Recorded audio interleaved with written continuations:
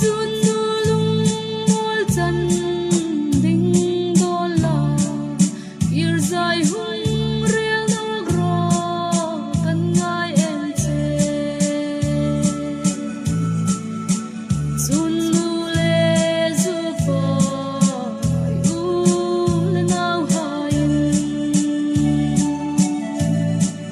bai sei na in sei lin hun hak la sin khom bai sei na lon an chang zo kan run trap nan an chang zo ta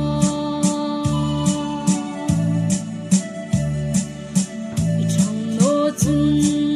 mo to ya dam lai sing nun mang zo no ning lai nai phong chang dan ka don cham trapin lui thi ka nu nok la ki chun nu hin ki chun nu le zu fo u le nau hai bai sei na in sei lin hun hak la sin khom bai sei na lon an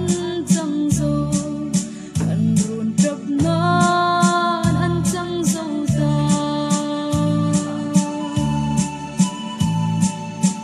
sul lung hai ma kha chawa ka phong ding chu kan zum lu i chun nu hin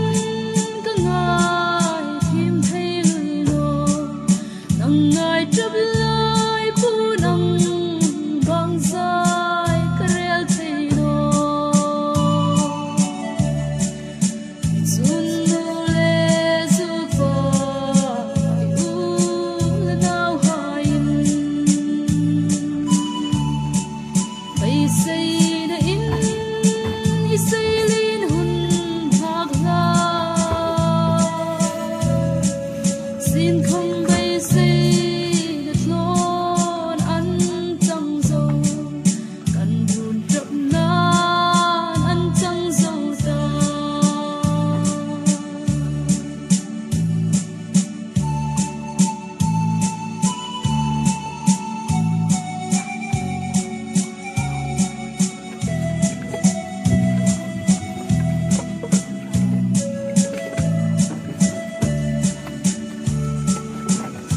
chang no chun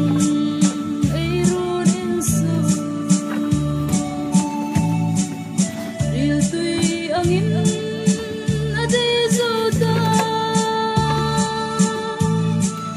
zing khu hung varin toya tin ka ko roi che